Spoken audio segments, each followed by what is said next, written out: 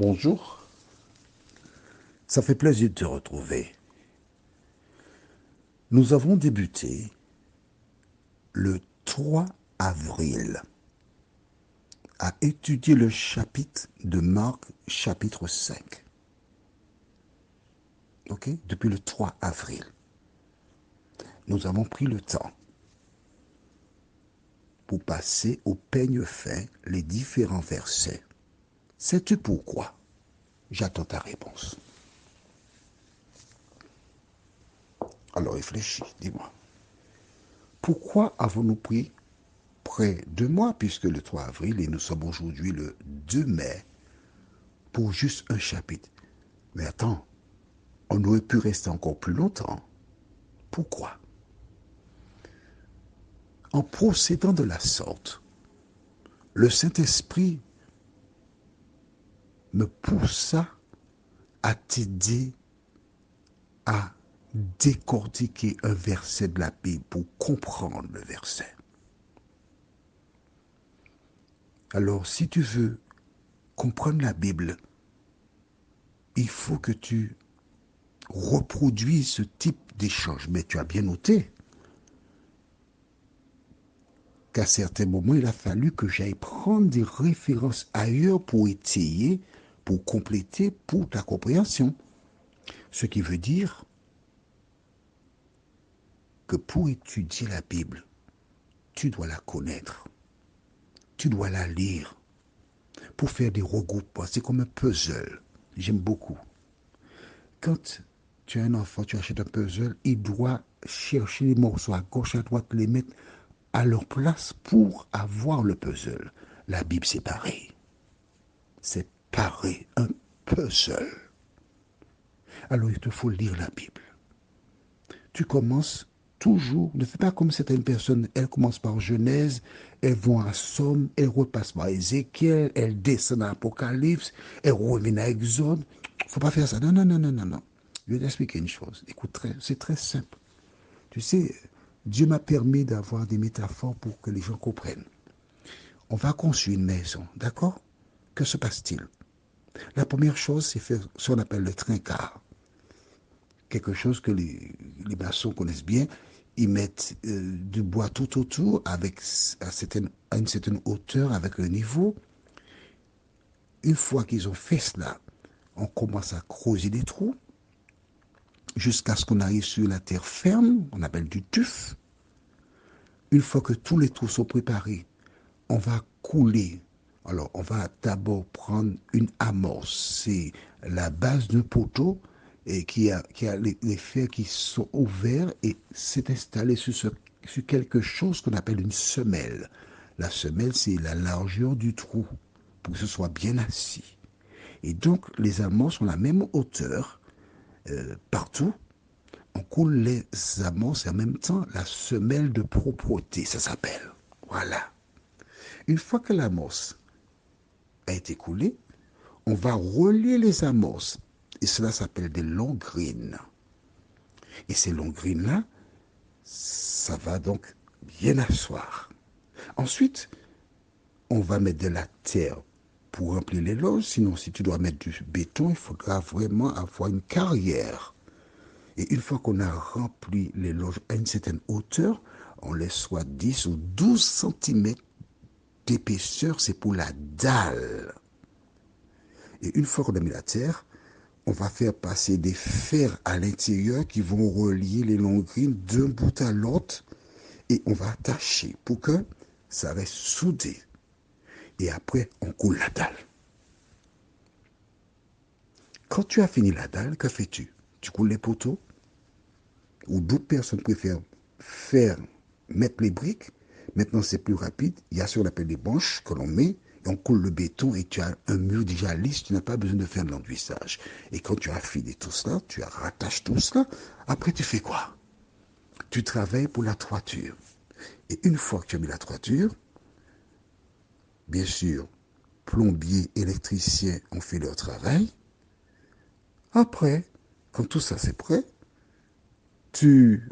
Alors maintenant, pour ne pas payer les impôts, parce que à partir du moment où tu as mis des portes et des fenêtres, et les impôts viennent te voir. Donc, les gens, qu'est-ce qu'ils font? Ils font les grosses œuvres, tout. Ils vont même jusqu'à faire la peinture. Faux plafond, tout est achevé. Et ils mettent en dernier lieu, avant-dernier lieu quand même, avant les sanitaires, ils mettent les portes, les fenêtres, et dans la même semaine, la maison est livrée. Est-ce qu'on est d'accord? Alors comment peux-tu faire la peinture avant même d'avoir coulé la dalle? J'ai utilisé cette métaphore pour te montrer de la même manière qu'une maison est construite de manière chronologique. La lecture de la Bible, ça part de Genèse, Exode, Lévitique, Nombre, Deutéronome, Josué, Juge, Ruth, 1, 2 Samuel, etc. jusqu'à Apocalypse. Suis l'ordre chronologique. Et je commence le 31 décembre. Maintenant, toi qui as l'information, maintenant tu peux commencer. De toutes les façons, même si tu commences maintenant, c'est pas grave. Et s'il y a des choses que tu ne comprends pas, tu m'envoies un message, je vais te répondre.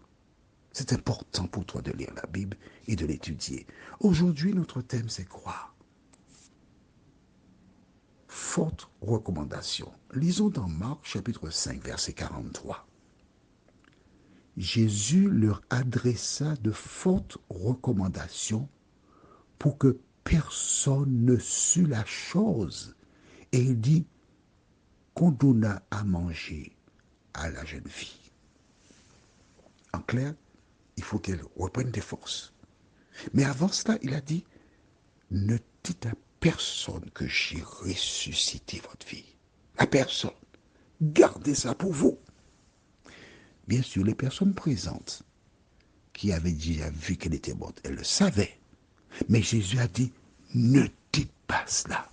Pourquoi dit-il ça? Il y a quelque chose que nous ne comprenons pas, pas vrai?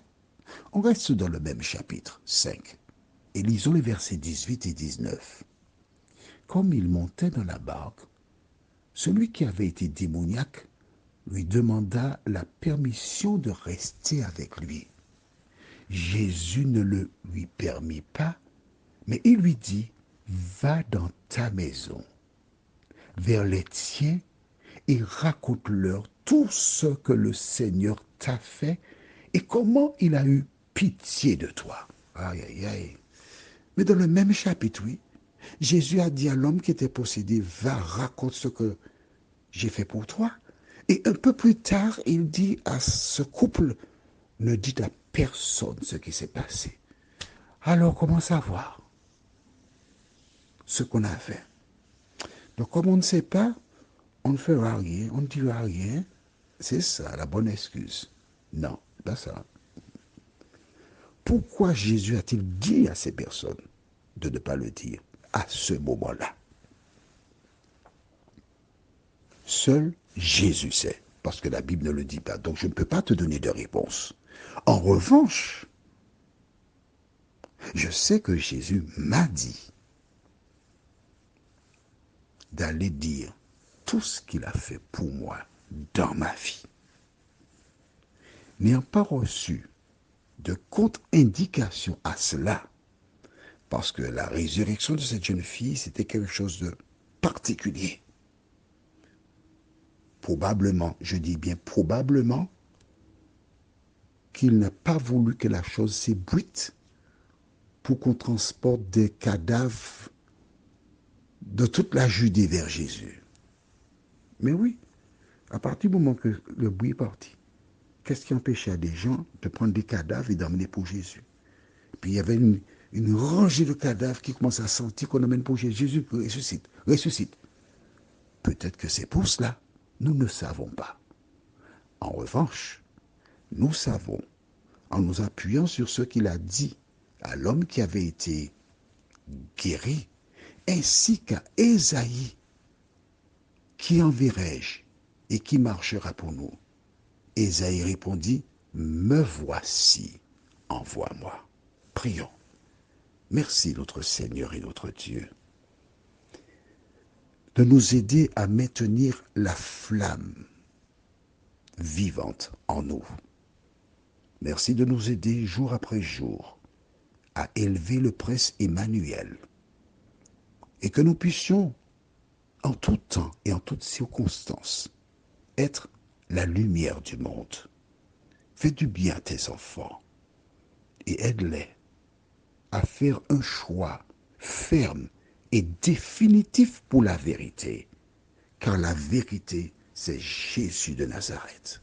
En effet, le Sauveur déclara, dans Jean 14, verset 6, « Je suis le chemin, la vérité et la vie.